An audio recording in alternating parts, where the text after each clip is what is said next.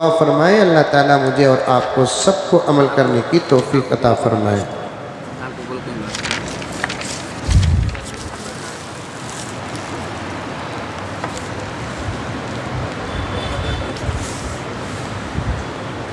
رات 11-12 بجے تہجد پڑھ سکتے ہیں کیا؟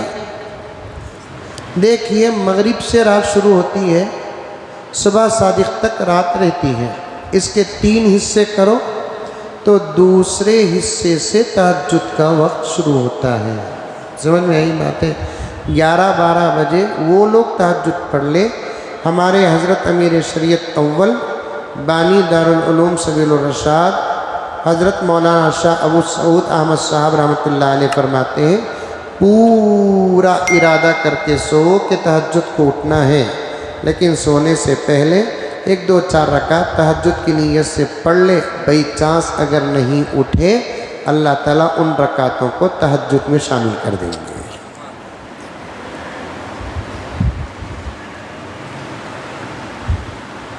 تہجد اشراق اور چاشت کی نماز نفل ہے یا سنت؟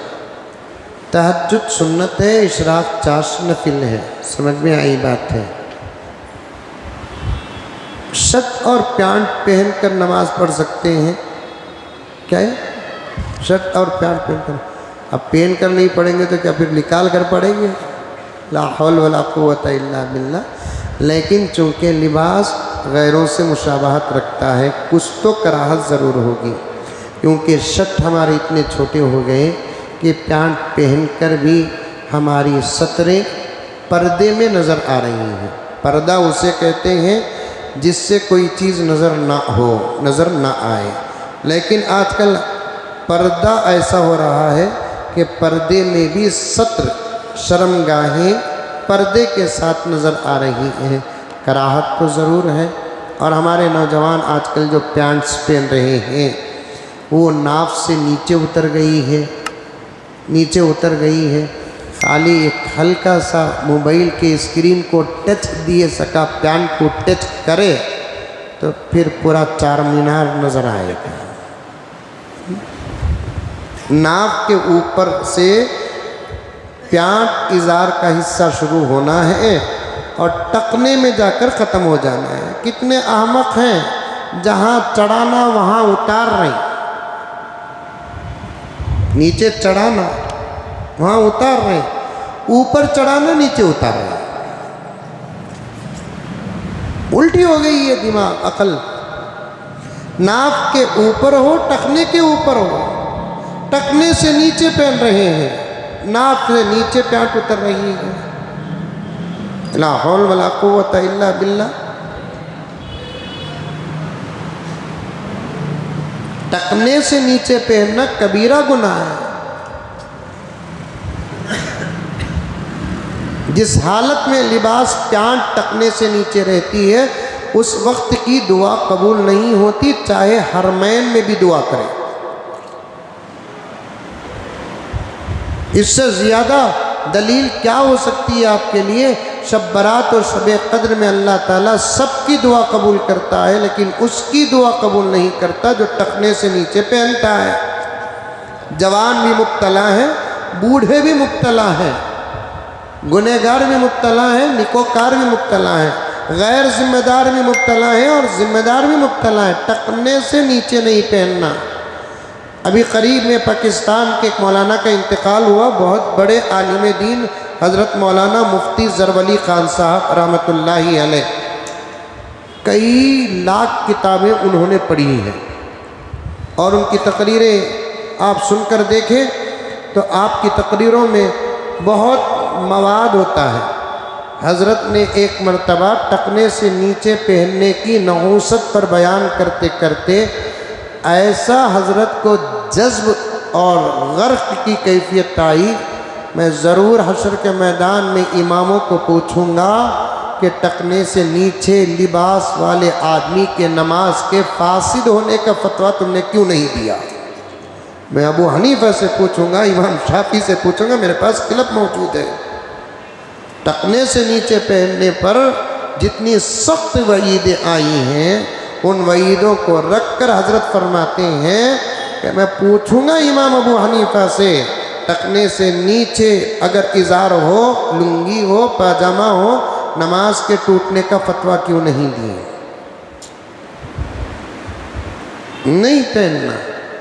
آج کل کا جو لباس ہے برا مت سمجھیے میرے پیاروں، برا مت سمجھیے، آپ کا لباس بے حیا لباس ہے، جھبا شرعی، تو اس میں جو حیا ہے وہ حیا آپ کے اپنے پیان شک میں نظر نہیں آتی ہے۔ لباس بدلو، کبھی موقع ملے گا تو لباس کے عنوان پر بات کروں گا۔ سید پرویز کہتے ہیں، پوچھتے ہیں استغفار کون سا پڑھنا اچھا ہے؟ کئی قسم کے استغفار ہیں، میرے پاس کتابیں موجود ہے۔ پورا استغفار عام طور پر جو پڑھا جاتا ہے، استغفر اللہ ربی من کل ذنب و خطیئۃ و اتوب الیہ، اور ایک استغفار بھی ہے اللہم انت ربی لا الہ الا انت۔ اور اگر اتنا لمبا استغفار پڑھنے کا کوئی وقت نہیں ہے، استغفر اللہ ربی یہ پڑھ لینے سے بھی پورے استغفار پڑھنے کے برابر ثواب، اور جو اللہ تعالیٰ اجر دیں گے وہی اجر استغفر اللہ ربی پڑھنے پر بھی دیں گے۔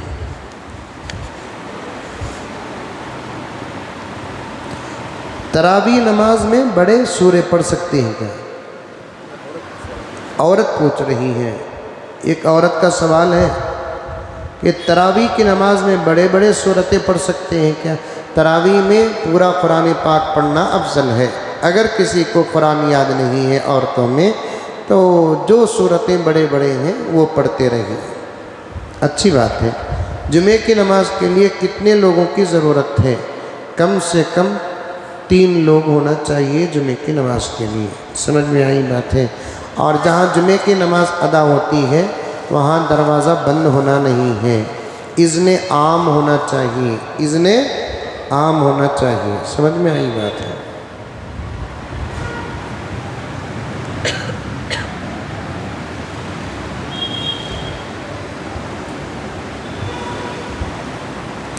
عورتیں نماز میں اگر سورتیں پڑھتے وقت کچھ آیتیں بھول کر آگے پڑھ لیے تو کیا کریں؟ تو اگر آگے پڑھ لیے تو پھر واپس جا کر پھر پورا سورہ پڑھنے کی کوشش کریں، اگر نہیں تو 3 آیتوں کی بقدر اگر پڑھ لیے تو اس صورت میں نماز ادا ہو جائے گی۔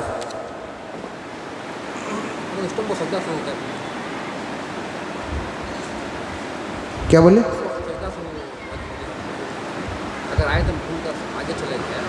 سجدے سہو نہیں ہوتا، آیتیں بھول کر آگے گزرنے سے سجدے سہو نہیں ہوتا۔ کم سے کم 3 عاقل، جمعے کی جماعت قائم کرنے کے لیے کم سے کم 3 عاقل بالغ مرد مقتدیوں کا ہونا ضروری ہے۔ 3 مرد ہونا، 3 بولے تو ایک شوہر، ایک بیوی، ایک بچہ، ایسا نہیں ہے، بلکہ 3 عاقل مرد ہونا چاہیے، تب جا کر جمعہ نماز ادا ہوتی ہے۔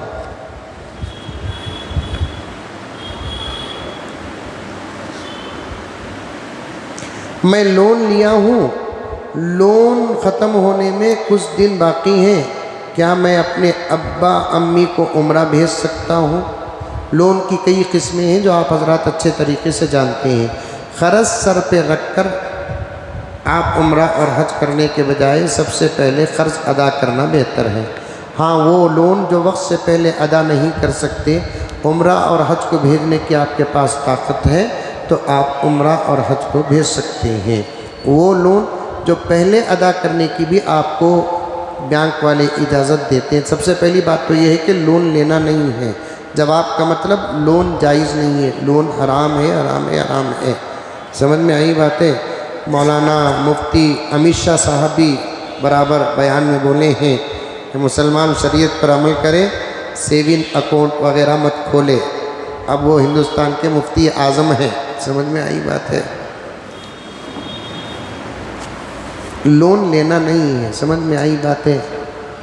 نئی گاڑیاں لون پر لیتے ہیں، گھر کا لون لیتے ہیں، جتنا ہو سکے سود سے بچو، سود کا بہت بڑا گناہ ہے، بہت بڑا گناہ ہے، سود کا بہت بڑا گناہ ہے۔ عورت، بہت اچھا سوال ہے یہ، دیکھیے عورت زکوٰۃ کیسے ادا کرے؟ شوہر خرچ کو نہیں دیتے تو ہم اپنی زکوٰۃ کیسے ادا کریں؟ اپنا زیور بیچ کر زکوٰۃ ادا کریں۔ اگر شوہر زیور بیچنے سے روکتا ہے تو فیصلہ قاضی صاحب کے پاس لے کر جائے، فقہا نے لکھا ہے۔ اور شوہر اگر خرچے کو پیسے دے رہا ہے، یا باپ پیسے کبھی کبھار بیٹی کو دے رہا ہے، یا بھائی یا ماما وغیرہ آ کر دیتے ہیں، وہ پیسے جمع کر کے زیور بچا کر اگر انہی پیسوں کو زکوٰۃ میں دینا چاہے تو عورت دے سکتی ہے۔ اگر وہ پیسے کسی طرف سے پیسے بیوی کو، عورت کو آتے نہیں، اور اس کے پاس 7.5 تولے سے زیادہ، 80 پر 7 گرام سونے سے زیادہ زیور اس کے پاس ہے، تو پھر وہ اپنے زیور کی زکوٰۃ نکالنے کے لیے ایک انگوٹھی یا کان کا چھوٹا سیٹ بیچ کر اپنی زکوٰۃ ادا کرے۔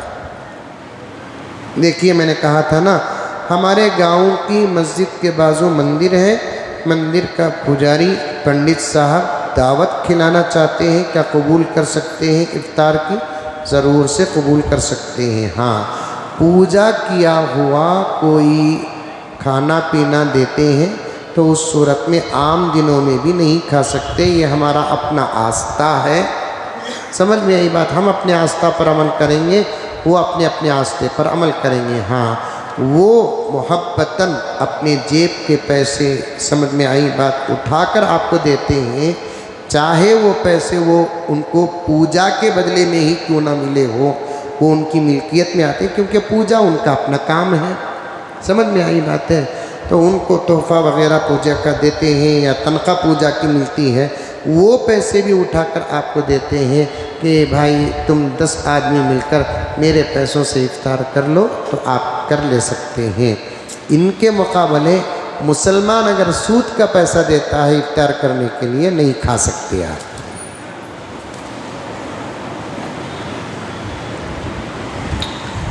میاں بیوی کے جو رات کے تعلقات قائم ہوتے ہیں، فوراً غسل کرنا ہے یا کچھ دیر کے بعد بھی کر سکتے ہیں؟ دیر کے بعد بھی کر سکتے ہیں، لیکن موت کی کوئی گارنٹی نہیں ہے۔